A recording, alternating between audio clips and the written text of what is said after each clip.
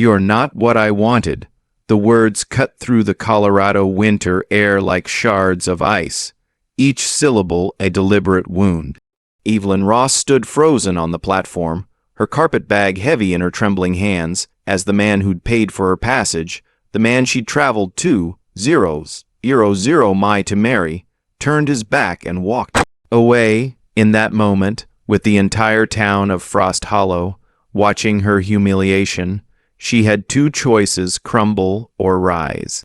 What happened next would change not just her fate, but awaken something primal in a scarred rancher watching from the shadows. Stay with me, friend, as I tell you a story of rejection, redemption, and a love forged in the unforgiving wilderness. And hey, drop a comment about where you're watching from. I love knowing how far these tales of the Old West can travel. The stagecoach wheels ground to a halt against the frozen mud of Frost Hollow's main street, sending up a spray of dirty ice that caught the afternoon sun.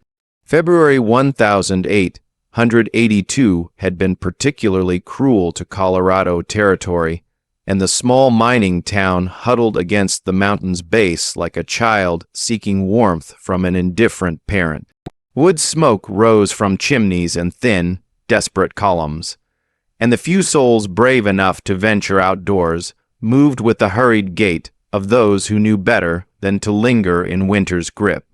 Evelyn Ross pressed her face to the frosted window one last time, her breath fogging the glass as she tried to steady her nerves. 2 0 mi. She'd traveled 2 0 miles from Boston's crowded tenements to reach this moment, responding to an advertisement in the Matrimonial Times that had seemed like divine providence 6 weeks ago. Prosperous banker's son seeks refined Eastern bride for immediate matrimony. Must be of good character and delicate constitution. Full passage paid upon acceptance. End of the line, Miss Bow, the driver called down, his voice muffled by the wool scarf wrapped around his weathered face. This here's Frost Hollow. She gathered her courage like armor, smoothing the wrinkles from her best traveling dress, a deep burgundy wool that had seemed so fine in Boston, but now felt threadbare against the rawness of frontier. Her hands, already showing the calluses from years of factory work, she'd carefully hidden in her letters, trembled as she reached for her carpet bag. The coach door swung open, and the cold hit her like a physical blow. It was different from Boston's damp chill. This was a dry, penetrating cold that seemed to seep straight through flesh to bone. She descended carefully, her boots finding uncertain purchase on the icy steps, aware that dozens of eyes tracked her movement from storefront windows and wooden sidewalks. Frost Hollow revealed itself in stark detail, a main street of false-fronted buildings, trying desperately to appear more substantial than they were. Painted signs swinging in the wind advertising everything from honest dentistry to fine spirits and reasonable women. The Grand Hotel, which was neither grand nor much of a hotel, squatted on one corner like a toad in Sunday clothes. Across from it, the First Bank of Frost Hollow stood with an air of smug prosperity, its brick facade a statement of permanence in a town built mostly of hope and timber. And there, standing on the platform in a pressed black suit that marked him as clearly as a brand-weighted Thomas Brandt, Evelyn recognized him immediately from the tint-type photograph he'd sent. Though the image had been considerably more flattering than the reality, where the photograph had suggested a man of substance and dignity, the person before her was soft in all the wrong places. With pale hands that had never known honest work and eyes that swept over her with the calculating coldness of a man appraising livestock, she straightened her spine and stepped forward, summoning what she hoped was an appropriate smile for the man she was supposed to marry within the week. "Mr. Brandt, I'm Miss Evelyn Ross. I trust my journey wasn't stop." The word came out sharp, cutting her introduction short. Thomas Brant circled her slowly, his polished boots clicking against the wooden platform with metronomic precision. His eyes traveled from her dark hair, pinned up, but already rebelling against its constraints in wisps and curls, down to her figure, lingering with obvious displeasure on curves that her dress couldn't quite disguise, then finally to her hands, which she tried too late to hide behind her bag. "You're not what I ordered," he said, his voice carrying the petulant tone of a child whose Christmas present had disappointed. The advertisement specifically requested delicate constitution. He paused, his lip curling sturdy. The word hung in the air like an accusation. Evelyn felt heat rise in her cheeks despite the cold, a combination of humiliation and growing anger. "Mr. Brant, I assure you, my letters were entirely truthful." "Your letters," he interrupted, pulling a small bundle from his coat pocket and waving them dismissively, "painted a picture of a refined lady of leisure. What I see before me is clearly a woman who's done manual labor. Look at your hands and your figure." He shook his head with theatrical disgust. "How am I supposed to present you to society? What will the other bank board members think when they see I've imported some factory girl?" The crowd that had been pretending not to watch gave up all pretense. Women in their winter finery whispered behind gloved hands. Men leaned against posts, some with sympathy in their eyes, others with the keen interest of those watching a blood sport.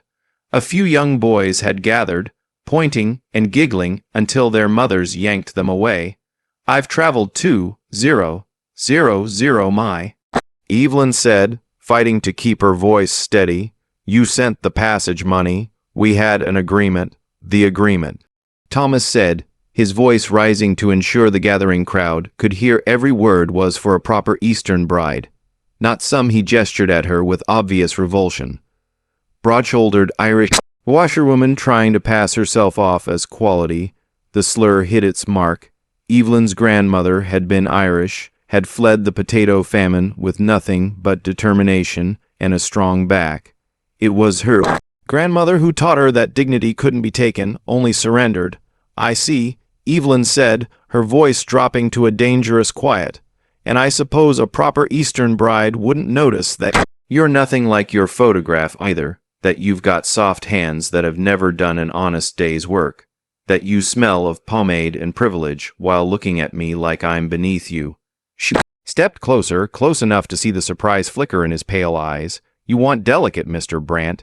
Delicate women don't survive 2,000 mi in a coach to build a new life. They certainly don't survive men like you."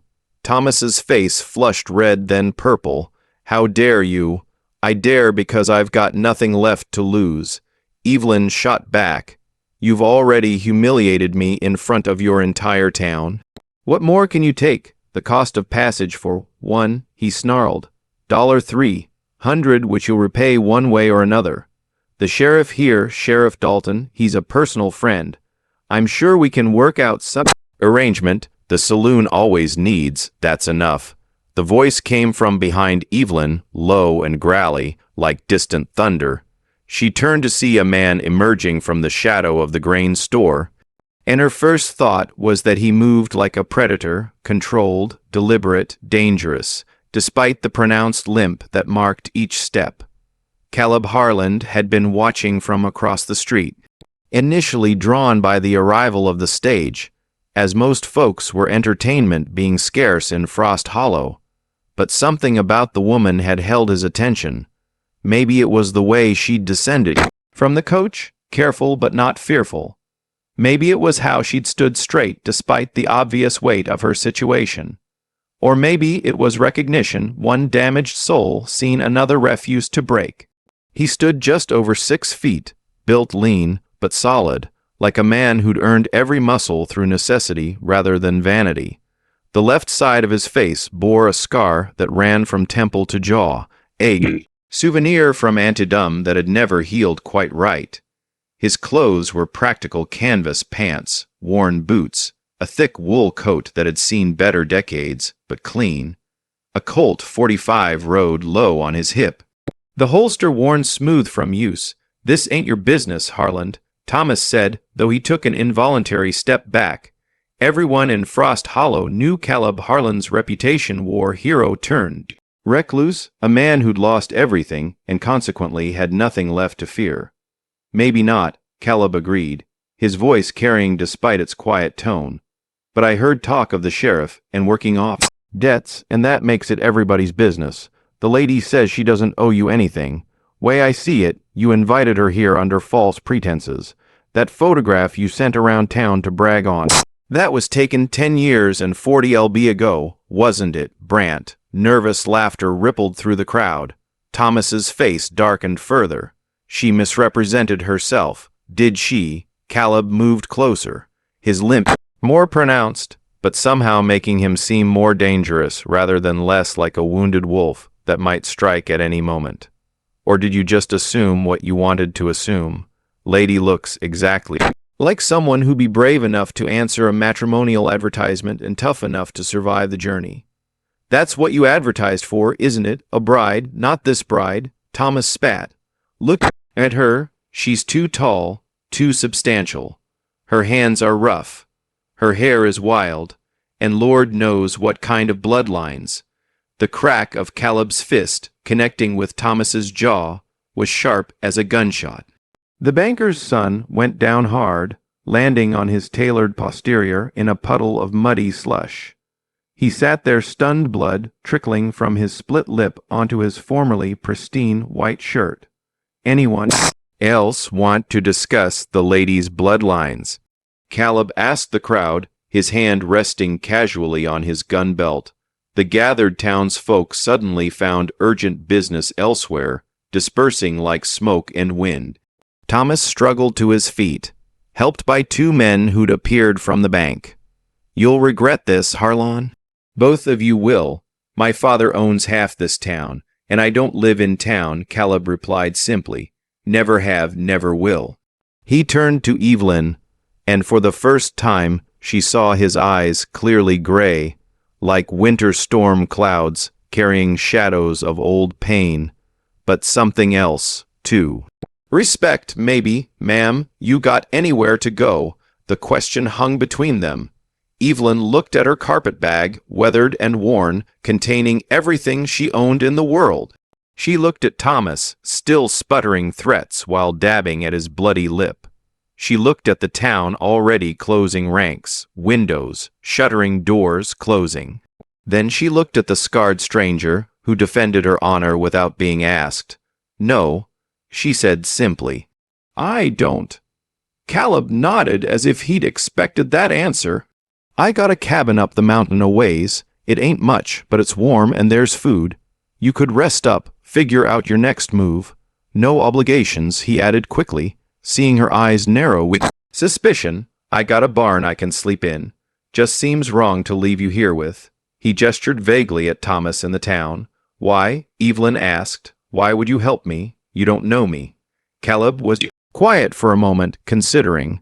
"Maybe because I know what it's like to have the world look at you and see something broken," he said finally, his hand unconsciously moving to the scarred side of his face, "and maybe because I've been watching you for all of 10 minutes, and I can already tell you're too much steel for this soft town to handle." "This isn't over, Harlan," Thomas called out, having regained some composure now that his father's men flanked him. "That woman owes me." "The lady owes you nothing," Caleb said without turning around. "And if I hear you've been spreading her name around town in any unseemly way, you'll be spitting out more than blood." He looked back at Evelyn. "Offer stands, ma'am, your choice." Evelyn looked once more at Frost Hollow, at the faces peering from windows at Thomas Brant, dabbing at his lip with a handkerchief that probably cost more than she'd made in a month at the factory. Then she looked at Caleb Harland, scarred, dangerous, but offering her dignity along with shelter. "I appreciate your kindness, Mr. Harlan." "Caleb Harland. Mr. Harland. I accept your offer with the understanding that I'll earn my keep. I don't take charity, Something that might have been a smile tugged at the corner of Caleb's mouth. Wouldn't dream of offering charity to a woman with that much pride. Ma'am, come on. Let's get your things. He reached for her carpet bag, but she pulled it back. I can carry my own luggage, Mr. Harlon. This time he did smile just slightly. I reckon you can at that. They walked together toward the livery stable, her head high, despite the whispers following in their wake. Behind them, Thomas Brant stood in the muddy slush, his dignity as ruined as his suit, already plotting revenge against the stranger who'd humiliated him, and the woman who dared to refuse his rejection. The sun was starting its descent behind the mountains, painting the sky in shades of orange and red that looked like flame against the snow. Caleb's wagon waited at the livery, practical, sturdy, like the man himself. He helped her up onto the bench seat with a courtesy that seemed rusty from disuse, then climbed up beside her, his movements careful around his bad leg.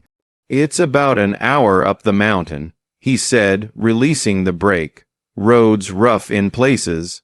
I've survived worse, Evelyn replied, gripping the seat as the wagon lurched into motion. They rode in silence through the town's edge past the last pretenses of civilization. The church with its crooked steeple, the schoolhouse with its broken bell, the cemetery with its fresh graves from the latest mining accident. Evelyn noticed how people stepped back when they saw Caleb, some with respect, others with fear, most with a combination of both. You're not popular in town, she observed. Don't aim to be, he replied, navigating around a frozen puddle. PP gets you invited to socials and church functions. I prefer my mountain. Yet you came down today, needed supplies, he paused, and maybe I had a feeling something was worth seeing. Don't get many coaches this time of year. Road began to climb, winding through stands of pine and aspen. The temperature dropped with each foot of elevation, and Evelyn pulled her thin coat tighter.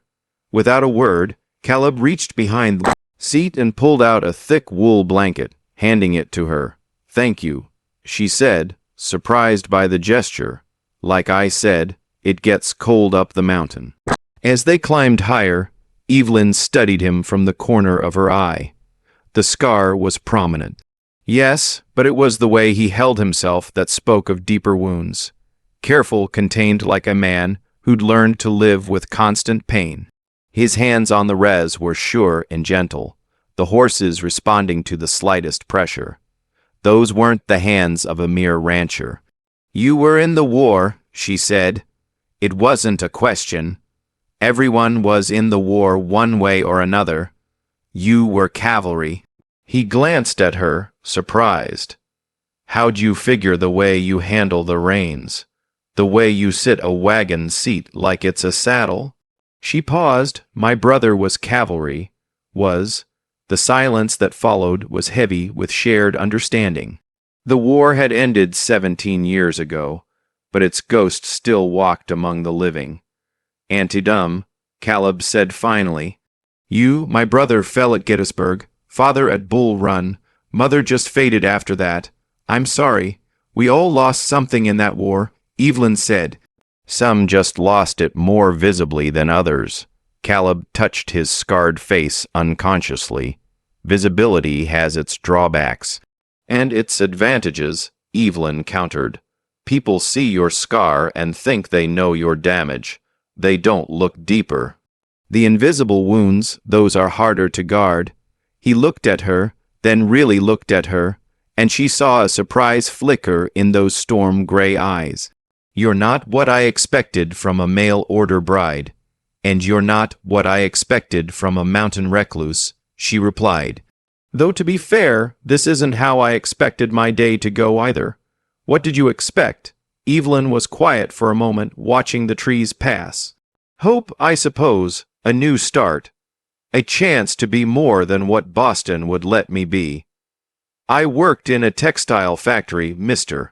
Harlon, 12 hours a day, 6 days a week, breathing cotton dust and counting pennies. When I saw that advertisement, you saw escape. I saw possibility, she corrected. I wasn't naive enough to think it would be easy. I knew Thomas Brant wouldn't be some romantic hero, but I thought maybe we could build something. Respect, perhaps, partnership, eventually, maybe even affection. Instead, you got humiliation and threats. Instead, I got clarity, Evelyn said firmly. Better to know a man's character in the first 5 minutes than after 5 years of marriage. That's a practical way of looking at it. I'm a practical woman, Mr. Harlon. Dreams are luxury I can't afford. They rode in companionable silence as the road grew steeper, winding through a narrow pass between 2 peaks. The sun was lower now, casting long shadows through the trees. In the distance, Evelyn could hear water running a creek that hadn't frozen over completely. Almost there, Caleb said, guiding the horses around a final bend. The cabin appeared like something from a fairy tale, if fairy tales included stories of isolation and survival. It sat in a small clearing backed up against a cliff face that provided protection. From the north wind, built from logs chinkegged with mud and moss, it looked like it had grown from the mountain itself. A stone chimney rose from one end, smoke already trickling from it. He must have banked the fire before leaving. A barn stood to one side, sturdy and well maintained, and a small corral held a few horses that looked up with interest as the wagon approached. It's not much, Caleb said, and Evelyn heard apology in his tone. It's shelter, she replied, but found herself meaning more than that. There was something about the place, the careful construction, the way it nestled into the landscape rather than dominating it. The small touches like the covered wood pile and the glass windows that must have cost a fortune to transport up the mountain. This wasn't just shelter, it was sanctuary. Caleb pulled the wagon up to the cabin and set the brake. He climbed down, favoring his bad leg more heavily after the long ride, and came around to help her down. This time she accepted his hand, noting the calluses that spoke of hard work, the gentleness that spoke of conscious restraint.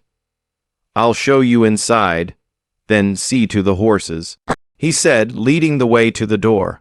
The cabin's interior was a surprise. She'd expected bachelor squalor, the bare minimum of civilization. Instead, she found order and unexpected comfort. The main room served as kitchen, dining, and living space, with a large stone fireplace dominating one wall. The floors were wood planks swept clean with a braided rug near the hearth. A table and 2 chairs sat by the window, and she wondered when he ever had company to use that second chair. Shelves lined one wall filled with books, another surprise. A ladder led to what must be a loft space above. Bedrooms through there, Caleb said, pointing to a door. I'll bunk in the barn, like I said. There's stew in the pot. Just need to heat it up, coffee and the tin water in the barrel. Privy's out back, about 20 yards straight from the door. He paused, seeming uncomfortable.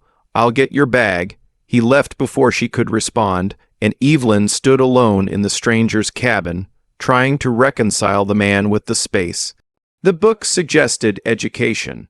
A violin hung on the wall, speaking to culture. But there were also rifles, traps, and the tools of survival, and on the mantel in a place of honor, a silver locket that caught the fading light. She moved closer, drawn despite herself, and saw the photograph visible through the open locket. A woman, young and lovely, with kind eyes and a gentle smile. A wedding ring sat beside the locket, simple gold band worn thin with age. My wife, Caleb said from the doorway, making her jump. He set her carpet bag down. Margaret, she died 6 years ago. I'm sorry, Evelyn said, stepping back from the mantel.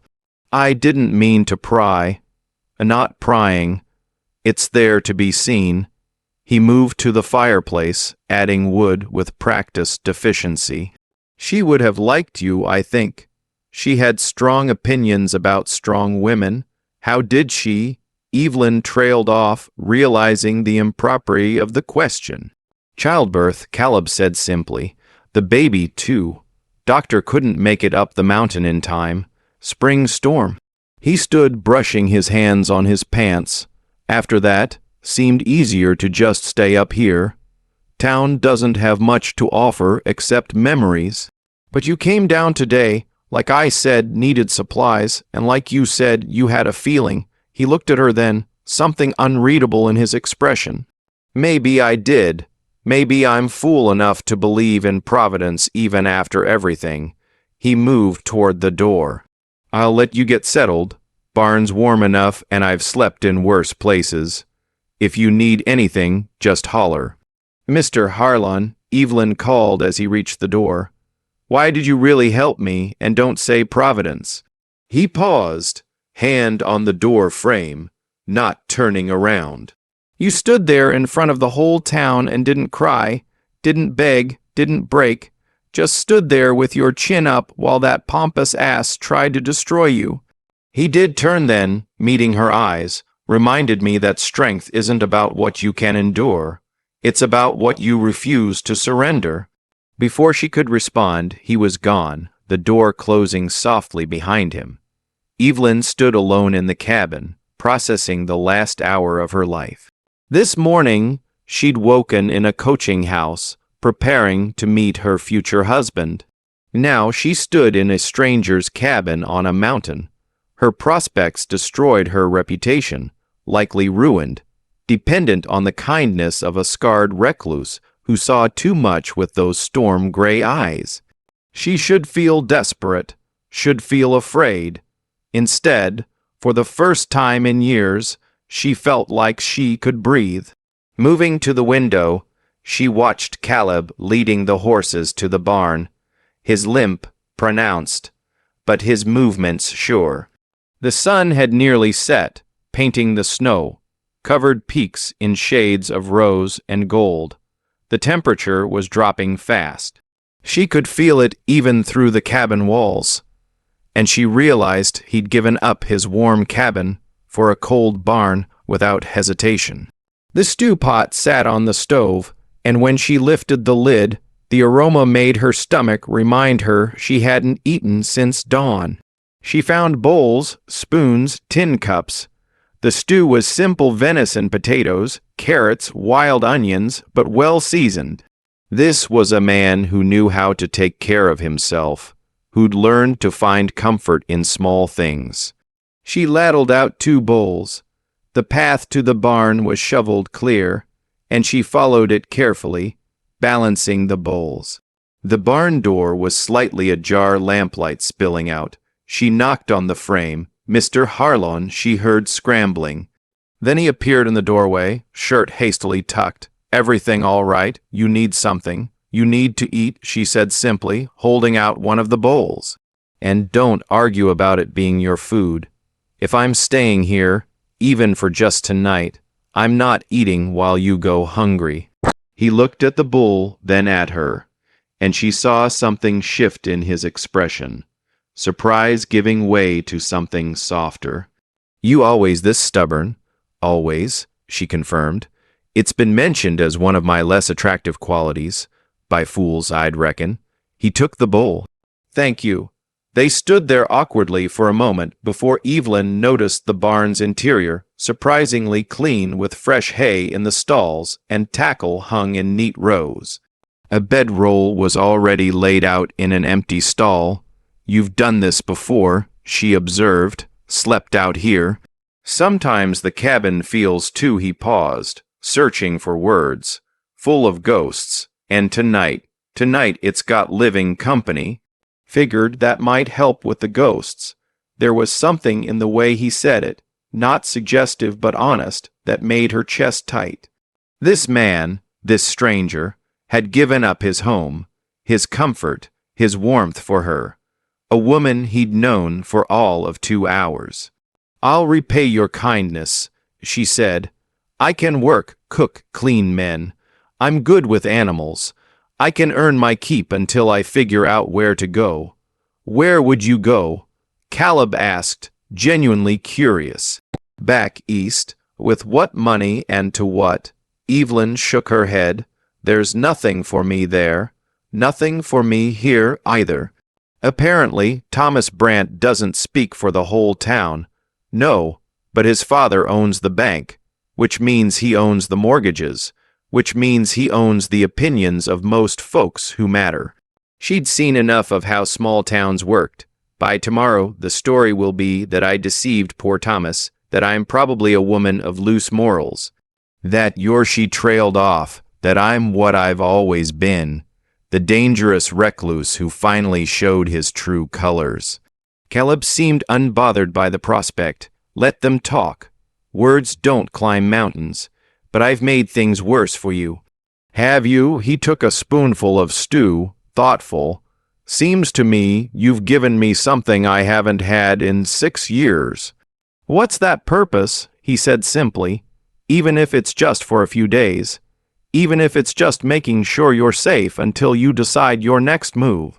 That's more purpose than I've had since Margaret died. Evelyn didn't know what to say to that, so she didn't say anything. They ate their stew in companionable silence, standing in the barn doorway, watching the last light fade from the sky, and the stars emerge like scattered diamonds on velvet. I should go, she said finally. Let you get some rest. Lock the door, Caleb said. Not that I expect trouble, but lock it anyway. Will you be warm enough out here? Been through worse. That bedrolls army issue ugly, but warm. She turned to go, then stopped. Mr. Harland Caleb, what you did today standing up for me, no one's ever done that before. I won't forget it. You stood up for yourself first, he replied. I just provided backup. Walking back to the cabin, bowl in hand, Evelyn felt the weight of the day settling on her shoulders. She'd lost everything, her prospects, her reputation, her future. But somehow, in losing everything, she'd found something unexpected. Not love. She wasn't foolish enough to think that. Not even friendship exactly, but possibility. The same possibility that had driven her west in the first place, just wearing a different face. Inside the cabin, she locked the door as instructed and explored more thoroughly. The bedroom was small but clean, with a bed that looked homemade but sturdy, covered in quilts that spoke of feminine handicraft. Margaret's work, no doubt. The walls were chinked tight against drafts, and a small window looked out toward the barn. She could see lamplight still glowing from within, and wondered what Caleb was thinking if he regretted his impulsive offer of sanctuary. Men who lived alone this long usually had reasons, and she'd disrupted his carefully maintained isolation. Sitting on the bed, surprisingly comfortable, with a mattress that felt like feathers rather than straw. She opened her carpet bag and took inventory. 3 dresses, all practical, undergarments, a shawl her mother had knitted, a Bible she never read but couldn't bear to leave behind, her grandmother's brass thimble, 43 cents in coins, the jerope of her parents on their wedding day, both young and hopeful, unaware of what war would steal from them, and at the bottom, wrapped in tissue paper, the one impractical thing she'd brought, a small bottle of rose water, purchased with the last of her savings as a wedding gift. To herself, she'd imagined wearing it on her wedding night, feeling feminine and desired. Now it seemed like mockery. A knock at the door made her jump. Miss Ross. Caleb's voice careful and polite. She went to the door but didn't unlock it. Yes, just wanted to make sure you found everything. There's wash water in the picture and extra blankets in the chest if you need them. I'm fine, thank you. A pause. Good night, then. Good night, Mr. Harland. She heard his footsteps retreat, the barn door close. Moving to the window, she watched the lamp light in the barn finally extinguish, leaving only darkness and starlight. Evelyn rose undressed slowly, folding each garment carefully. Habits from poverty died hard. The nightgown from her bag was thin, meant for a heated Boston boarding house, not a mountain cabin. She added a shawl over it and climbed into the bed that had belonged to a dead woman in a cabin owned by a damaged man on a mountain that might as well be the edge of the world. She didn't cry. She'd learned long ago that tears changed nothing, but she did allow herself to think for just a moment about the what-ifs. What if Thomas Bran had been kind? What if she'd been the delicate flower he'd expected? What if she'd never answered that advertisement at all, and then unbidden another what if crept in? What if she'd met Caleb Harland under different circumstances? What if she'd come to Frost Hollow as herself, not as a mail-order bride? What if she cut off that line of thinking? What ifs were as useless as tears? Tomorrow she would figure out her next move. Tomorrow she would make plans, be practical, find a way forward that didn't depend on anyone's charity. Tomorrow she would be strong again. Tonight, for the first time in longer than she could remember, she felt safe. The cabin walls were solid around her. The fire's warmth still lingered, and outside, a scarred man who knew about surviving loss kept watch from a barn. It wasn't what she'd planned, it wasn't what she'd dreamed, but maybe, just maybe, it was what she needed. The wind picked up outside, rattling the windows slightly, and she pulled the quilts higher. Somewhere in distance, a wolf howled, lonely, defiant, wild. The sound should have frightened her. Instead, she found it oddly comforting. The wolf was surviving alone on its mountain, proof that strength could endure even in isolation. Sleep came slowly, bringing dreams of trains and stages, of Thomas Brandt's sneering face, of gray eyes that saw too much of a woman in a locket who died too young. Underneath it all, like a river running beneath ice, was something else, a feeling she couldn't quite name, something between hope and hunger, between gratitude and growing need. In the barn, Caleb lay awake on his bedroll, staring at the rafters, barely visible in the darkness. He could sense her presence in his cabin like a change in barometric pressure, something that altered the very air. It had been 6 years since a woman had slept under his roof. 6 years of silence, of ghosts of careful routine that kept the pain at bay. And in one afternoon, with one act of impulsive decency, he shattered that routine. He thought about her standing on that platform, chin raised despite the humiliation, speaking truth to Thomas Brandt's power. Thought about the fire in her eyes when she'd defended herself. Thought about the way she'd brought him supper, stubborn and kind in equal measure. Margaret would have liked her. The thought came unbidden but certain. Margaret who'd been gentle, where Evelyn was fierce, delicate, where Evelyn was strong, but who'd shared that same core of steel, that refusal to be less than she was. He turned on his side, favoring his bad leg, and tried not to think about tomorrow. Tomorrow would bring complications. Thomas Brandt wouldn't let the insult go unanswered. The town would talk, and Evelyn would need to make decisions about her future. Tomorrow would bring reality crashing back. But tonight, for the first time in 6 years, his cabin wasn't empty. Tonight, someone else's breathing disturbed the silence of his mountain. Tonight, he remembered what it felt like to protect something worth protecting. The wolf howled again, closer this time, and Caleb found himself almost smiling. The wolves knew what the town didn't, that the most dangerous creatures were often the wounded ones, the ones with nothing left to lose and someone worth defending. Tomorrow would come with its challenges. Tonight was enough. The first light of dawn crept over the mountains like a cautious scout, testing the darkness before committing to day. Frost had painted the windows with intricate patterns, and the world outside looked crystallized, frozen. In a moment of perfect stillness, Evelyn woke to the sound of an axe hitting wood, steady, rhythmic, purposeful. She lay still for a moment, orienting herself. The bed was warm, the quilts heavy, and for just a heartbeat she forgot where she was. Then reality reasserted itself. Frost Hollow rejection. Caleb Harland's cabin. She rose quickly, the cold air hitting her like a slap. Dressing hurriedly in her most practical dress, brown wool that had seen better days, but was warm, she tried to tame her hair into something respectable. It fought her as always, curls escaping every pin she placed. Through the window she could see Caleb at the woodpile axe, rising and falling with mechanical precision.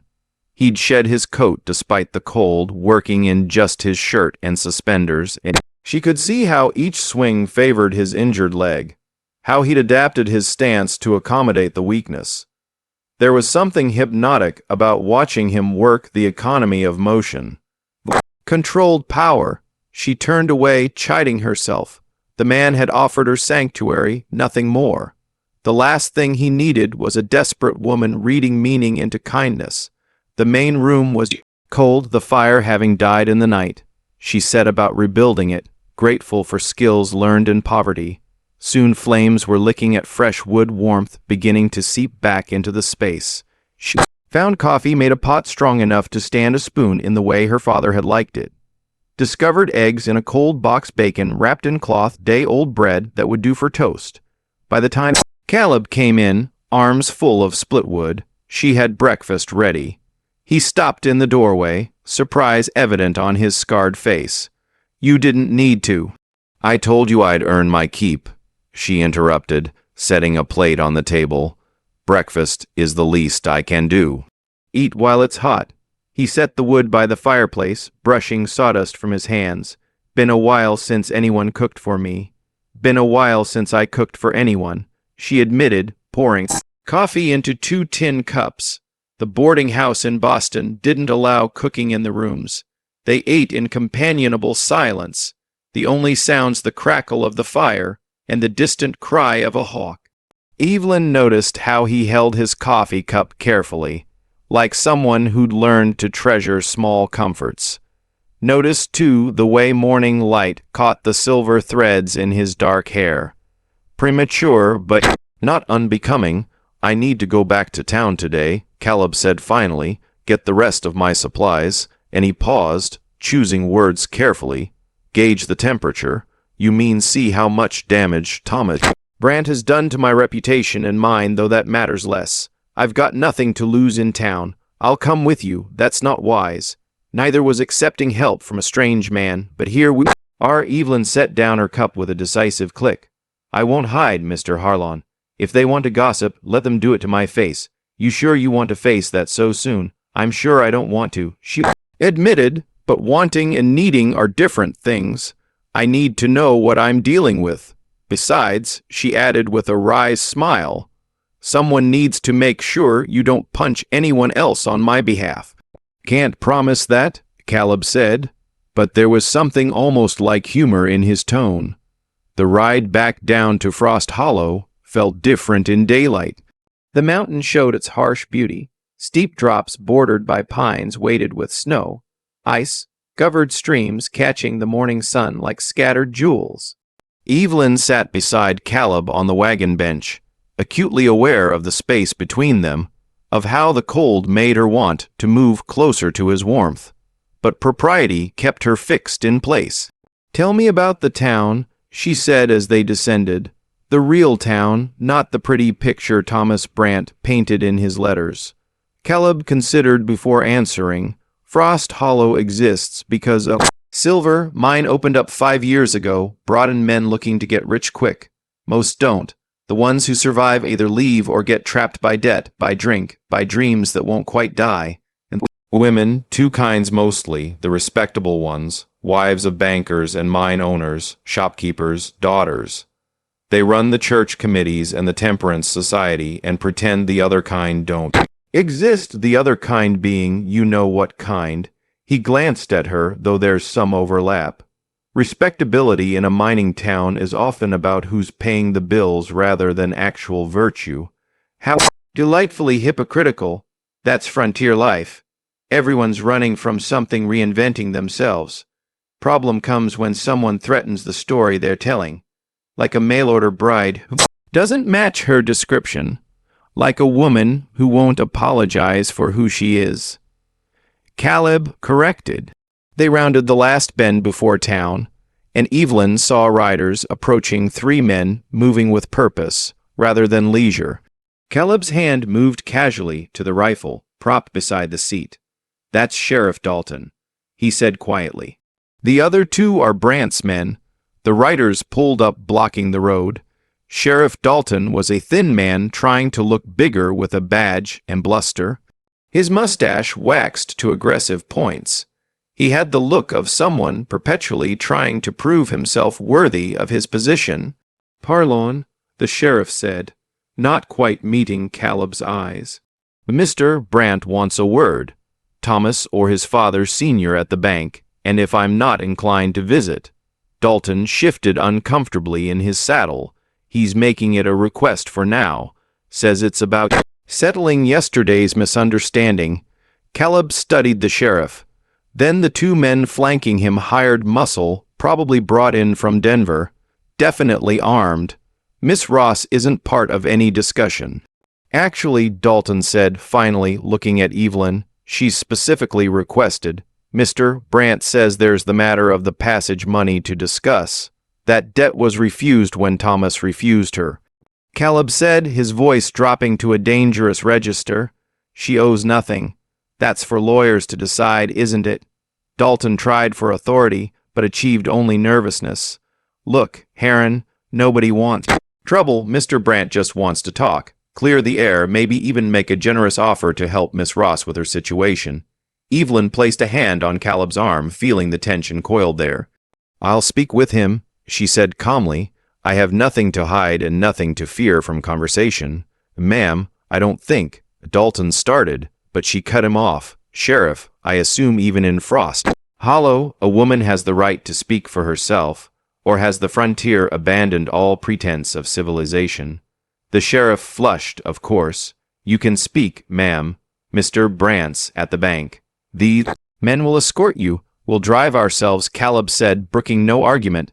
Tell Brandt we'll be there directly. The sheriff nodded clearly, relieved to avoid confrontation, and wheeled his horse around. The two hired men lingered a moment longer, sizing up Caleb before following.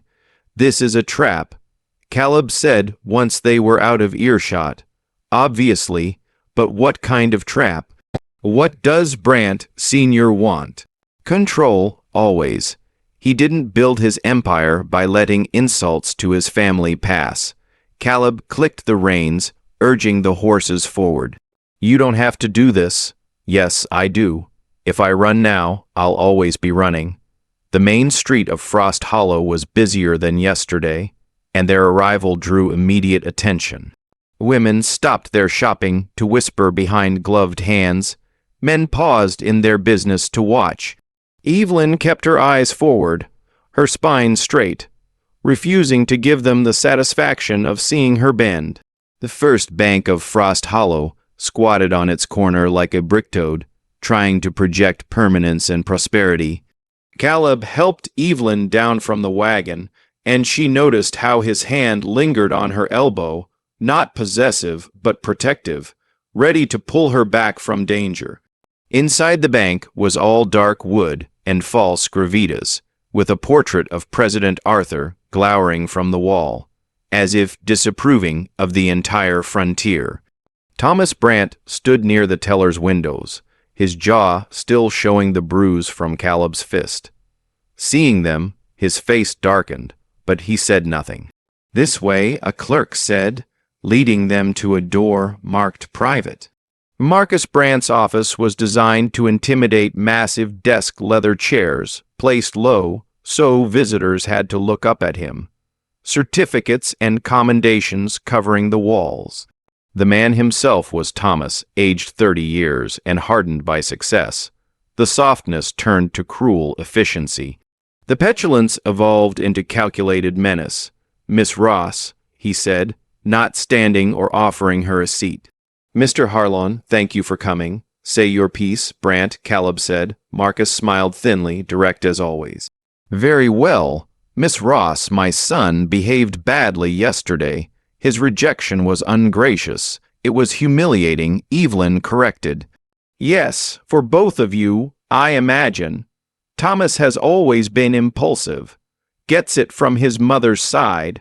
Marcus steepled his fingers. However, the fact remains that significant money was spent bringing you here. $300 for passage plus the agency fees, correspondence costs.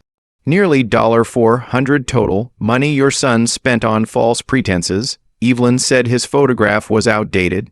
His description of himself fictional, irrelevant. Marcus interrupted. The debt exists. You came here, used the ticket purchased. Services were rendered and refused. Caleb interjected. Your son publicly rejected her. Any court would see that as breaking the contract. Perhaps, but courts take time. Lawyers cost money.